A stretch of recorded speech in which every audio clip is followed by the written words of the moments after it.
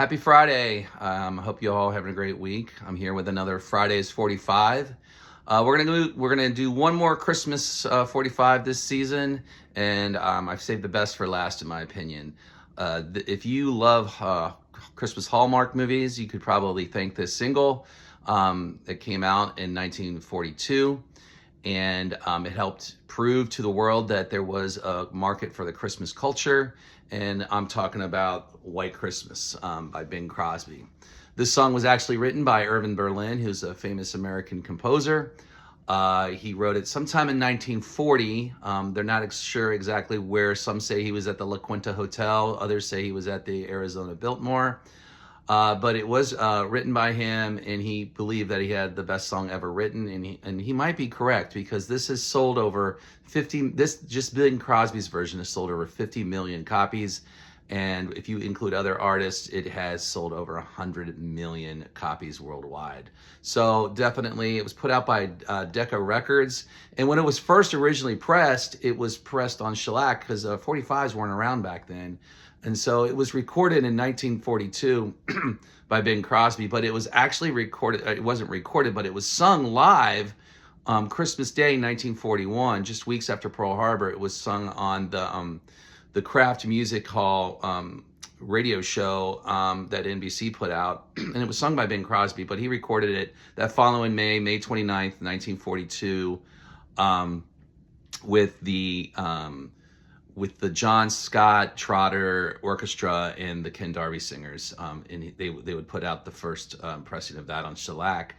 And then 1942 came along, and it with the Armed Forces Radio in World War II, it struck a chord with all these soldiers being away from home, so it grew in popularity in 1942, and then the rest is history. Some say that Bing Crosby, one of the hardest things he said he ever had to do was in 1944. He sang this at a USO show in front of 100,000 soldiers. He wasn't crazy about singing it because he felt like it would really mess with their emotions, but they wanted it, and they chanted for it, and he sang it, and the following weeks, many of them were killed in the Battle of the Bulge. So just an interesting story about nostalgia in this song that just kind of, it came out at the right time and during World War II, and it just, those years, it was huge, and it's been huge ever since. The original Stampers, they got worn out, so they actually re-recorded it in 1947 with the same people, and they tried to give it the exact same sound.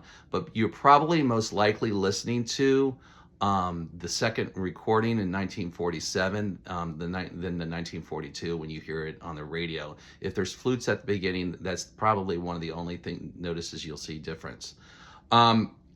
So White Christmas, Irving Berlin, like I said, he wrote it, and he won an Oscar with it. And he actually was the only person to present himself with the Oscars. So in 1942, he won most original song, and he was the presenter, and he presented them to himself. The only person to present themselves with their own Oscar.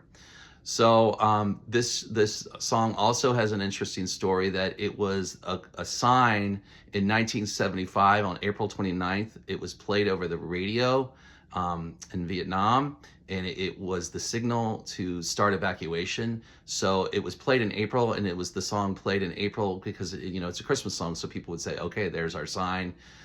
It's time to start evacuating. So it was kind of a secret signal to start evacuating Vietnam. They played White Christmas.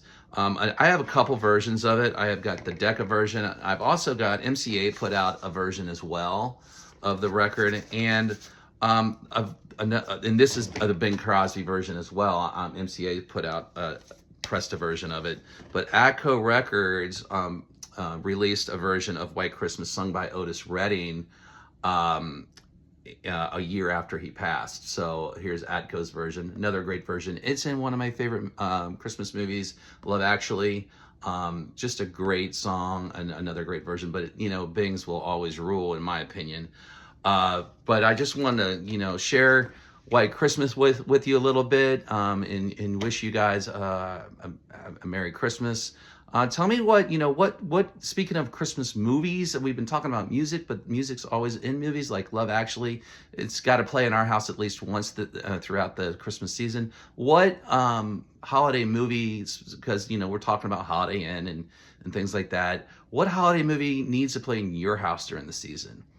I hope you have a wonderful Christmas season. I will be back after the new year. I'm going to take next week off. I hope you have a great Christmas break, and I will see you on the flip side.